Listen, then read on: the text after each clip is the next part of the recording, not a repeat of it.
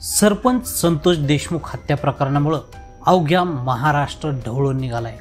या प्रकरणी दररोज नवनवीन खुलासे होत आहेत। याच प्रकरणात खंडणीच्या गुन्ह्यात वाल्मिक कराड हे पोलिसांना शरण आले आहेत।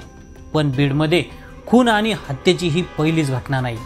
6 महिन्यांपूर्वी बीडच्या परळीत एका सरपंचाची हत्या करण्यात आली होती। या प्रकरणात एक नाव समोर आलं होतं, ते होतं बबन गीते यांचं।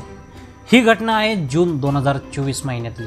परळी शहरातील बँक कॉलनी परिसरात 29 जून 2024 रोजी रात्री 8:30च्या सुमारास गोळीबाराची घटना घडली। यात राष्ट्रवादी अजित पवार गटाचे मरळवाडीचे सरपंच बापू आंधळे यांची हत्या करण्यात आली, तर ग्यानबा गीतेंसह आणखी एक जखमी झाले होते। या गोळीबारात गंभीर जखमी ग्यानबा गीते यांच्या फिर्यादीवरून परळी शहर पोलीस ठाण्यात गुन्हा दाखल करण्यात आला। आरोपींमध्ये राष्ट्रवादी शरद पवार गटाचे नेते बबन गीते यांचं नाव आल्यानं राजकीय वर्तुळामध्ये एकच खळबळ उडाली। अन्य 4 जणांविरुद्ध गुन्हा दाखल करण्यात आला होता। आरोपींमध्ये शशिकांत पांडुरंग गीते उर्फ बबन गीते, मुकुंद ज्ञानेश्वर गीते, महादेव उद्धव गीते, राजभाऊ संजीवन नेहरकर, राजेश अशोक वाघमोडे अशी नावं समोर आली।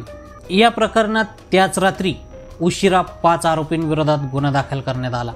यात मुख्य आरोपी म्हणून राष्ट्रवादी शरद पवार गटाचे नेते बबन गीते यांच्या नावाचा समावेश होता। पोलिसांनी प्रथमदर्शनी ही घटना आर्थिक देवाणघेवाणीतून झाली असल्याचं सांगितलं होतं। असं असलं तरी या घटनेला राजकीय पार्श्वभूमी आहे। बापू आंधळे यांनी राष्ट्रवादी शरद पवार गटाचे नेते बबन गीते यांच्या पॅनलमधून ग्रामपंचायतीची निवडणूक लढवली होती आणि निवडणुकीनंतर अजित पवार गटात प्रवेश करत धनंजय मुंडे यांची साथ दिली। धनंजय मुंडे यांच्या समवेत त्यांचे फोटो देखील आहेत, पण ही जोडी पुढे फार काळ टिकली नाही। यातच लोकसभा निवडणुकीनंतर आर्थिक व्यवहारामुळे बबन गीते यांनी बापू आंधळे यांना परळी येथील बँक कॉलनी परिसरात घरी बोलावून घेतलं होतं। त्यावेळी दोघांमध्ये प्रचंड वाद झाला। पैसे आणले का अशी विचारणा बापूराव आंधळेंकडे केली होती। त्यानंतर बबन गीते यांनी शिवीगाळ केली। हा वाद टोकाला गेला आणि गोळी झाडली गेली, तर सोबत असलेल्या राजाभाऊ नेहरकर यांच्यावर कोयत्याने वार केला होता।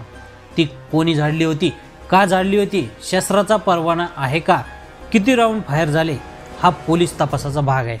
मात्र त्यात बापू आंधळे यांचा बळी गेला। दरम्यान या प्रकरणात राष्ट्रवादी शरद पवार गटाचे बबन गीते यांच्यावर खोटे गुन्हे दाखल करण्यात आले होते असा दावा केला गेला होता। या प्रकरणाची सुनावणी सुरू आहे। बबन गीते हे कधी काळी भाजपचे दिवंगत नेते गोपीनाथ मुंडे यांच्यासोबत काम करत होते। गोपीनाथ मुंडे यांच्या निधनानंतर गीतेंनी आधी पंकजा मुंडे यांच्यासाठी काम केलं। पंकजा मुंडे यांच्यासोबत काम करत असताना कुठल्या तरी कारणावरून वाद झाला, त्यामुळे बबन गीते यांनी आपला मोर्चा धनंजय मुंडे यांकडे वळवला। त्यानंतर धनंजय मुंडे यांच्यासाठी काम करू लागले।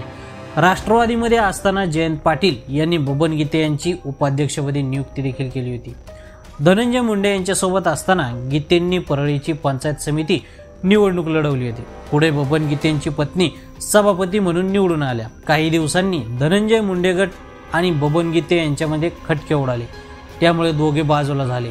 मधल्या काळात एका प्रकरणात बबन गीतेंना जेलमध्ये जावं लागलं होतं, पण जेलमधून बाहेर आल्यानंतर बबन गीते यांनी विरोधकांना धडा शिकवण्यासाठी काम सुरू केलं होतं।